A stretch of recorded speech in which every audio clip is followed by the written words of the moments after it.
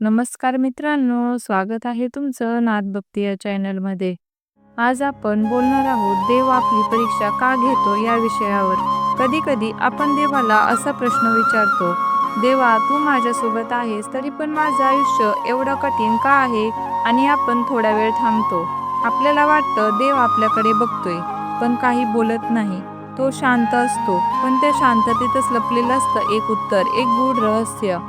देव परीक्षा घेतो तर ती शिक्षा देण्यासाठी नाही, तर आपल्यातलं सोनं ओळखण्यासाठी.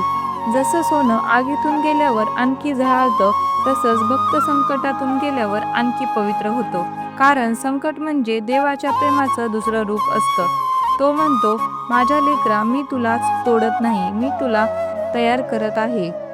आपल्याला वाटतं देव उशीर करतोय, पण खरं म्हणजे तो घाई करत नाही, कारण त्याला वेळ माहीत आहे. कधी-कधी तो आपल्या प्रार्थना थांबवतो, कारण आपण जे मागतो ते त्याचं उत्तर नसतं.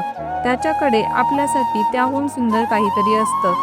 कधी-कधी तुम्ही लक्ष दिलंय का? सर्वात जास्त पाऊस तोच ढग देतो, जो आधी काळा झाला होता. तसंच सर्वात मोठे आशीर्वाद तेव्हाच मिळतात, जेव्हा आपण अंधारातून चालत असतो. देव शांत असतो, पण दूर नसतो.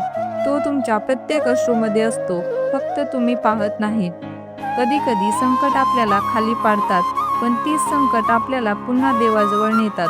तो आपल्याला तपासतो, पण त्याचं कारण एकच, तो आपल्यावर प्रेम करतो. तो पाहू इच्छितो, की आपण त्याच्यावर एवढा विश्वास ठेवू शकतो का? की अंधारातही आपण म्हणू शकतो, माझा देव माझ्यासोबत आहे.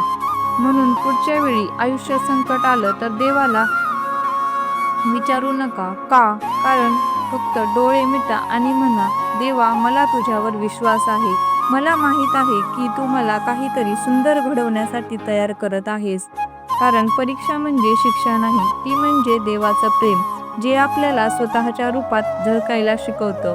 तर मित्रांनो, हा व्हिडिओ आवडला असेल तर लाईक करा, शेअर करा आणि नादभक्ती या भक्तिमय चॅनलला सबस्क्राईब करायला विसरू नका. धन्यवाद.